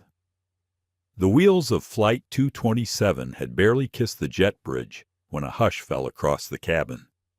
Passengers shifted in their seats, gathering their belongings, but unwilling to move. No one wanted to miss what would happen next. They had just witnessed the extraordinary, and the sense of unfinished business lingered like static in the air. Naomi held Amara's hand tightly, her knuckles white, her body buzzing with the release of fear. She whispered into her sister's hair, "It's almost over. We just have to get off the plane." Amara blinked at her, her stuffed bear pressed against her chest. "Will Daddy be there?" she asked. Naomi's voice cracked as she answered, "Yes, he promised." Maria Sanchez stood at the front of the cabin, her presence commanding but reassuring. "Ladies and gentlemen, thank you for your patience," she said in a steady voice. "Please remain seated until instructed. We'll begin deplaning shortly." She glanced at Naomi and Amara, her gaze softening. "You two will come with me first." Catherine Doyle had already been escorted off by security. Her absence was like a vacuum, but the residue of her cruelty still clung to the cabin. Jason, the junior attendant, moved quietly through the aisle, refilling water cups for those who wanted it, his demeanor careful, almost penitent. He paused by Naomi and Amara, bending down slightly. "I'm sorry," he whispered. His voice carried shame, but also sincerity. Naomi gave a small nod. She could see he was young, scared, caught between right and wrong. But she wasn't ready to offer him forgiveness. Not yet. The door to the jet bridge opened wider, and a tall figure appeared. Marcus Reed stepped inside, flanked by 2 airline executives and security. He was immaculately dressed, his presence so commanding that the cabin seemed to hold its breath. His eyes scanned the passengers quickly before landing on his daughters. Naomi's composure, which had held so tightly through the ordeal, crumbled the moment she saw him. "Daddy," she cried, her voice breaking as she stood and threw herself into his arms. Amara followed, clinging to his waist, her small frame trembling. Marcus wrapped them both in his arms, his lips pressing to the top of Naomi's hair, his hand resting protectively on Amara's back. His eyes, dark with restrained fury, lifted to Maria. "Thank you," he said quietly, but his voice carried weight. "You did right by them." Maria inclined her head. "They were extraordinary," she said, her tone almost reverent. "Stronger than many adults I've seen in situations like this." Passengers sat in silence, some openly weeping at the reunion. Evelyn Carter discreetly lowered her phone, unwilling to intrude on the private tenderness of the moment. Margaret Thompson dabbed at her eyes with a tissue, whispering, "That's how a father should be." Marcus knelt to his daughter's level, brushing tears from their cheeks. "You did everything right," he said firmly. "I am so proud of you. You showed grace when others showed cruelty. You showed strength when others tried to make you small. And now, everyone will know the truth." Naomi's tears streamed freely. "She was so mean to us. Daddy, she said we didn't belong here. She gave us crackers when everyone else had real food. And she grabbed Amara." Marcus's jaw tightened. He kissed his younger daughter's forehead, then stood, turning to Maria in the cabin. His voice shifted into the tone that had built an empire. Calm, commanding, impossible to ignore. "I want to thank all of you who spoke up tonight," he said to the passengers. "You could have stayed silent. You could have looked away, but you didn't. You defended 2 innocent children when they needed it most. That matters more than you know." Robert Fields cleared his throat. "Mr. Reed, you don't need to thank us. What we witnessed was wrong. It was our duty to say so." Marcus nodded once, acknowledging the words with deep respect. It should not take courage to expect dignity. And yet, tonight, it did. "I will make sure that what happened here never happens again." His eyes shifted briefly to Jason, who stood near the galley with his head bowed. "And for those of you who hesitated," Marcus continued, "let this be a reminder. Silence, too, has consequences. If you see injustice and do nothing, you allow it to grow." Jason's shoulders slumped further. He whispered, almost inaudible, "I know." Maria stepped in, addressing the passengers. "Ladies and gentlemen, Mr. Reed will handle the broader matters from here. For now, please know that every witness statement, every piece of footage you've captured tonight, will be formally recorded. Your voices will be heard." Passengers nodded in solemn agreement.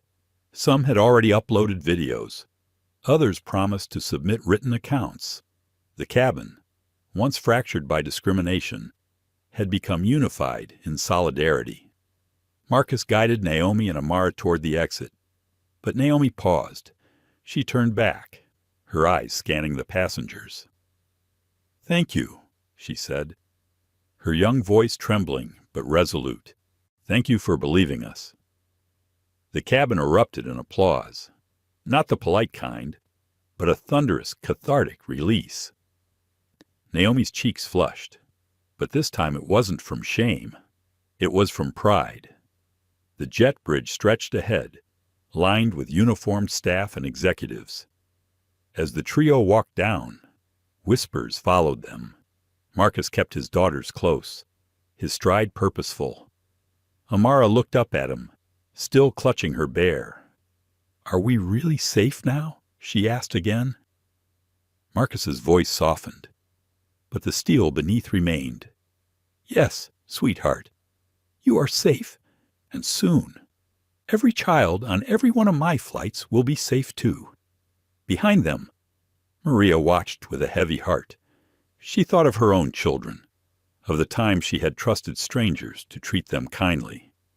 Tonight had shown her how easily that trust could be broken, but also how powerfully it could be restored. Outside the gate, a small crowd had already gathered. Airport staff, journalists who had caught wind of the unfolding scandal, and a handful of passengers from coach who had heard rumors all pressed forward. The atmosphere buzzed with questions, cameras flashing. Marcus shielded his daughters as security created space. "No questions tonight," he said firmly to the press. "This is about my children. Tomorrow, we will address everything else. Tonight, they go home." Reporters shouted, "Mr. Reed, will the flight attendant be arrested? What changes will the airline make?" But Marcus ignored them, guiding his daughters through the throng. Back inside the gate area, Maria called for a team to escort the remaining passengers out in an orderly fashion. Evelyn lingered, pulling Maria aside. "I've already posted the video," she confessed. "It's spreading fast. People are outraged. By morning, it'll be everywhere." Maria sighed, but she didn't look surprised. "Good," she said. "Let the world see what happens when dignity is denied. Let them see the consequences." In a quiet lounge away from the chaos, Marcus sat with his daughters, finally allowing himself to exhale. Naomi leaned against him. Amara curled in his lap. He stroked their hair slowly, his voice low. "I built this airline to protect people, to make sure no one felt what I once felt when I was treated as less than human. Tonight, one of our own betrayed that mission. But tonight also proved why we fight, because dignity is not a luxury. It is a right." Naomi looked up at him, her eyes red but fierce. "Will she ever work here again?" Marcus shook his head. "No, not here, not anywhere. And tomorrow, the world will know why," Amara whispered. "I still don't understand why she didn't like us." Marcus's throat tightened. He kissed the top of her head. "Sometimes people carry darkness inside them. They let it blind them to others' light. But your light, both of you, is stronger than her darkness. Don't ever let anyone make you doubt that." The girls clung to him, and for the first time since the ordeal began, the storm within Naomi eased.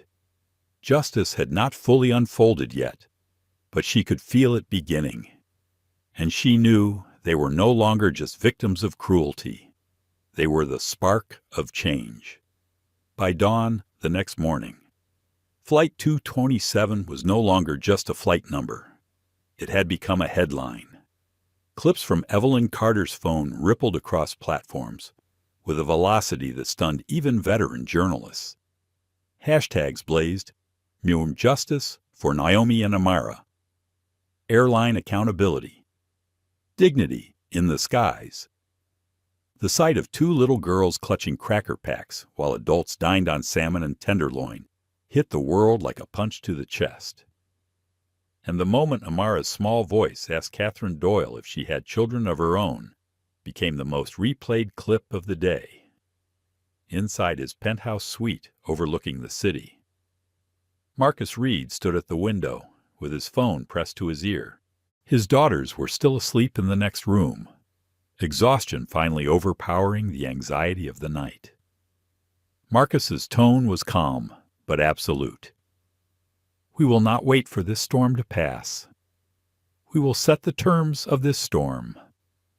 On the other end of the line, Patricia Gomez, the airline's head of communications, scribbled notes frantically. Mr. Reed, the networks are requesting statements. CNN, NBC, even BBC has reached out. The footage is dominating every major outlet. We need a unified message. You'll have one, Marcus replied. But it won't come from you. It will come from me. Schedule a press conference for 2 p.m. I want every network, every journalist, every employee who can be spared. This will not be damage control. This will be a declaration. Patricia hesitated. Sir, are you sure? Once you step in front of those cameras, this is more than a scandal. It becomes your personal story. Marcus turned from the window, his eyes dark but unwavering. It already is my personal story. Those children are my daughters. In the boardroom of the airline's Chicago headquarters, executives sat stiffly around the polished mahogany table. Some were bleary-eyed from sleepless nights, others tense from anticipation. When Marcus entered, the air shifted instantly. Conversation ceased, eyes lowered. He placed a tablet on the table and pressed play. Catherine Doyle appeared on screen, skipping the girls during meal service, serving them crackers, mocking them loudly. Then came the moment she gripped Amara's shoulder, telling her to stop crying. Gas rippled through the room, even though most had already seen it. Marcus let the silence stretch before speaking. This is not just misconduct. This is not just discrimination. This is child abuse broadcast to millions. And it happened under our brand, in our uniform, in our cabin. An operations manager cleared his throat. Mr. Reed, Ms. Doyle has already been terminated. Security escorted her from the aircraft. We've placed her on an industry ban.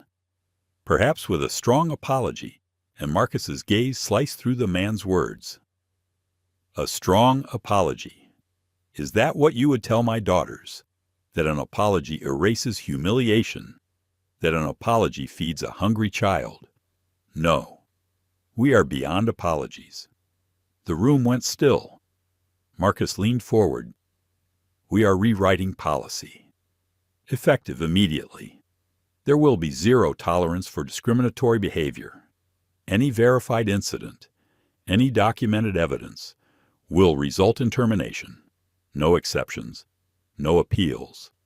Second, we are launching a comprehensive review of all historical complaints. I want names. I want patterns. If there are others like Doyle, they will not remain hidden. Patricia Gomez raised her hand carefully. Mr. Reed, the unions will push back. They'll argue due process. Marcus nodded once. They'll argue. Let them. They will not win. The public will not allow them to win. Not when they've seen what the world has seen. At the far end of the table, Robert Fields adjusted his glasses. He had been invited not only as a passenger witness, but also as a civil rights attorney with a national credibility. Mr. Reed, he began, what you are proposing is bold, but it must be paired with training and prevention. If you only punish without educating, the rot will regrow. Marcus inclined his head. Agreed. That is why we will invest in mandatory equity and empathy training for all employees. And not the kind that can be clicked through in an online module. Real, interactive training designed to break bias at the root. Designed by experts who know what discrimination looks like in practice. The executives murmured, some with relief, others with trepidation. Marcus pressed on. Finally, we will create something larger than this company. The Reed Foundation for Dignity in Aviation. $10 million. Effective today. It will fund research, education, and advocacy to ensure no passenger, especially no child, ever experiences what Naomi and Amara endured. The weight of the announcement silenced even the skeptics. One by one, heads began to nod. Later that afternoon, the press conference hall filled beyond capacity. Cameras lined the back wall, microphones crowded the podium, and the murmur of voices swelled like an approaching storm. When Marcus stepped up to the microphone, the room stilled. He began not as a CEO, but as a father. Last night, my daughters, Naomi and Amara, boarded Flight 227 as paying passengers. They were 8 and 12 years old. They carried their boarding passes like every other traveler. And yet, they were treated as if they were invisible. Worse than invisible, treated as less than human. The crowd leaned in. Marcus's voice was steady, but emotion rippled beneath. They were denied meals while everyone around them ate. They were mocked in front of strangers. And when one of them cried from hunger, a flight attendant placed her hand on my child's shoulder, not in comfort, but in cruelty.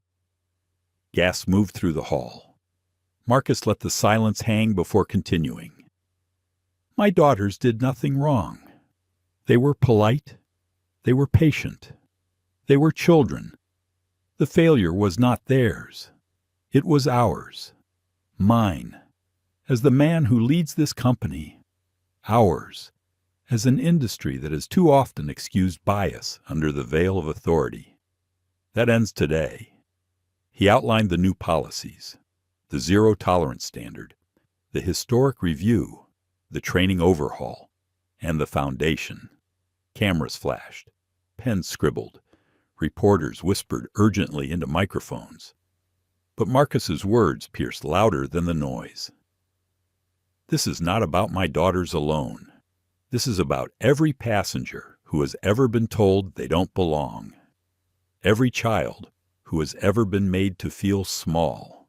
Every traveler who has ever wondered if the color of their skin would determine the service they received. To them, I say this no more. Not on my airline. Not in my skies. Thunderous applause erupted. Even the journalists clapped, their objectivity momentarily overtaken by the gravity of the moment.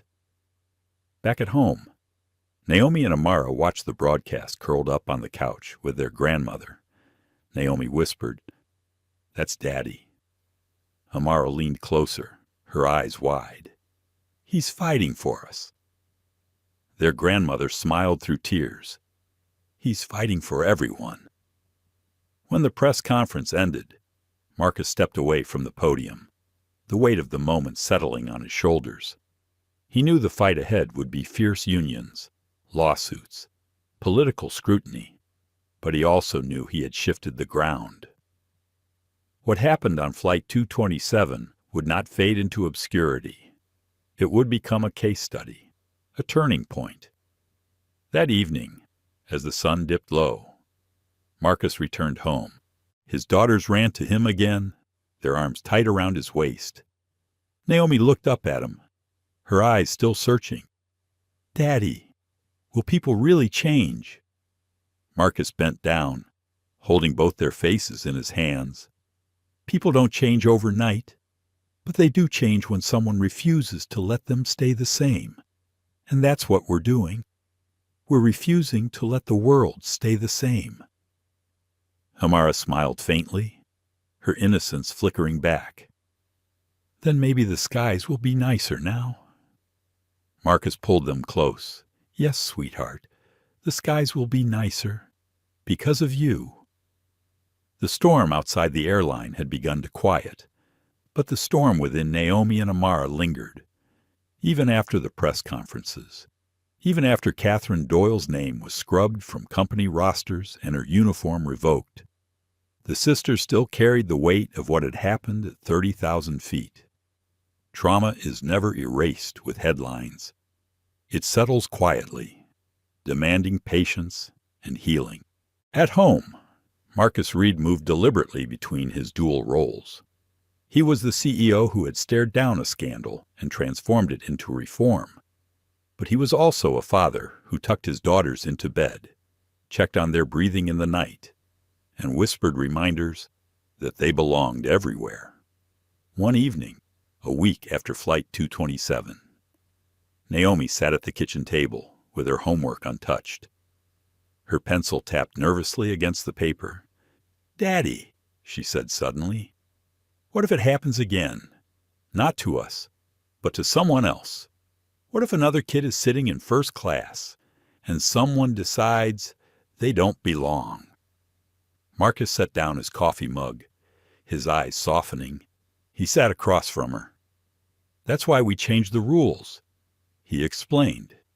"That's why we made sure everyone knows there are consequences now." "But rules don't stop everyone," Naomi pressed, her 12-year-old mind both sharp and weary.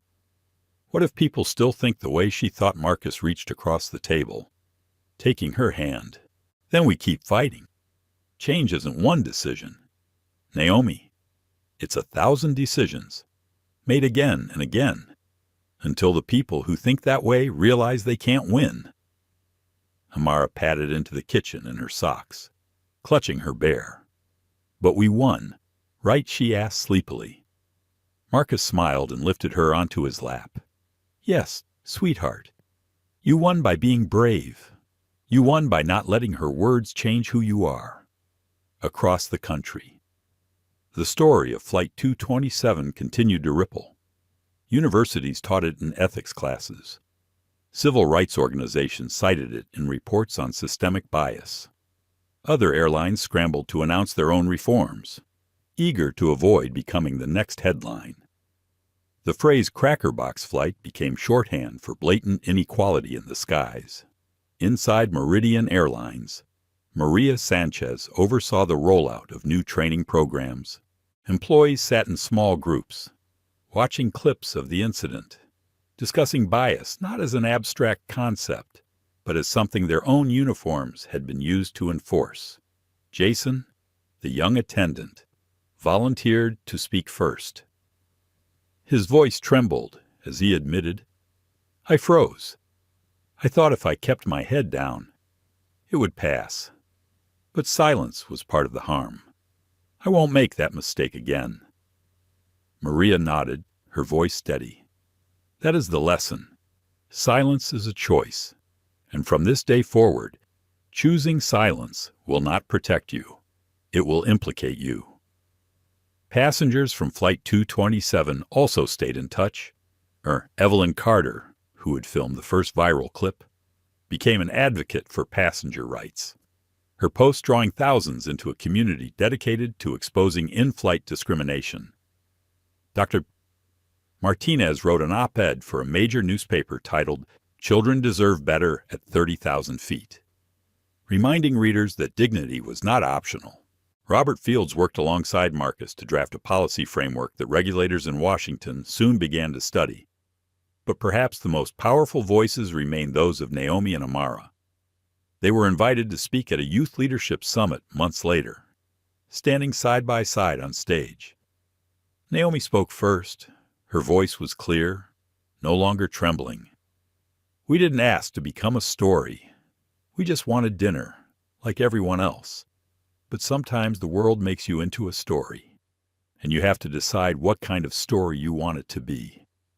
Amara, smaller but no less fierce, added softly, "I just wanted water, and I wanted someone to be kind. So now I want to be the kind person someone else might need."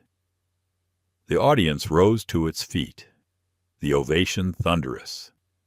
The sisters had endured humiliation, but they emerged as symbols of resilience.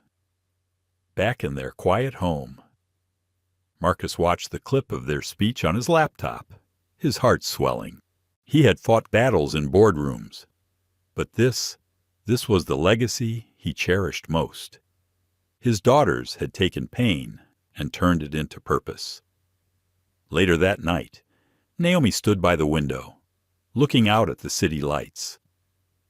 She thought about that night on Flight 227, the taste of stale crackers, the burn of tears she tried to hide, the weight of her sister's hand in hers. She thought about Catherine Doyle's cold eyes, but she also thought about Maria's warm apology. Evelyn's steady filming. Dr.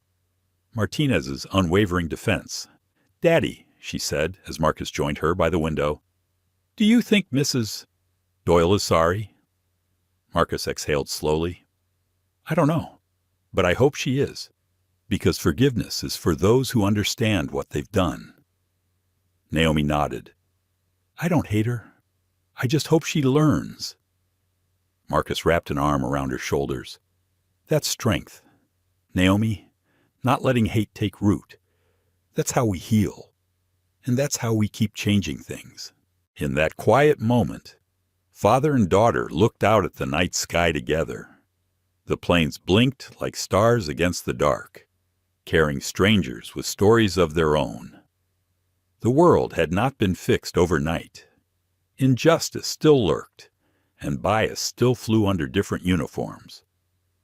But because of two little girls on Flight 227, the skies were not the same. They were watched more closely, questioned more deeply, held to a higher standard. For Naomi and Amara, the scars would fade, but never fully disappear. Yet those scars became reminders, etched into their young hearts, that they had not only survived cruelty, but had transformed it into something larger. A warning, a lesson, a call to action. And for Marcus Reed, the story of Flight 227 became more than a scandal managed, more than reforms implemented. It became the moment when his daughters taught him anew what he had always believed, that dignity is not a gift given by authority, but a birthright carried by every human being. As the sun rose on another day, Marcus prepared to step once again into his office, into meetings, into negotiations. Naomi and Amara prepared for school, their backpacks slung over their shoulders. Life moved forward, but different now, stronger, brighter. On the kitchen counter sat a single note Naomi had written in her neat, careful handwriting. "We belong everywhere, always." Marcus smiled when he read it, his chest tightening with pride. Yes, he thought, they did. And so did every passenger, on every flight, forever after. Two sisters, Naomi and Amara, boarded Flight 227 as children excited for a journey. They left as symbols of dignity and resilience. What should have been a simple meal in the sky became a public reckoning with prejudice, a reminder that injustice can appear anywhere, even in a cabin lined with luxury. But what do we remember most? Not the cruelty of one attendant, but the quiet strength of two children who never stopped believing in their worth. Not just the outrage of passengers, but the solidarity that rose when strangers refused to stay silent. And not only the humiliation, but the transformation that followed policies rewritten, accountability demanded, and the skies made safer for every traveler after them. As you reflect on this story, ask yourself, what would you have done if you were there? Would you have stayed silent, or would you have stood up for what was right? Because justice in the sky is not only about laws and policies, it's about people like us refusing to accept anything less than dignity for all. If this story moved you, please like this video, share it with others, and subscribe to our channel for more powerful stories that reveal truth, challenge injustice, and uplift humanity.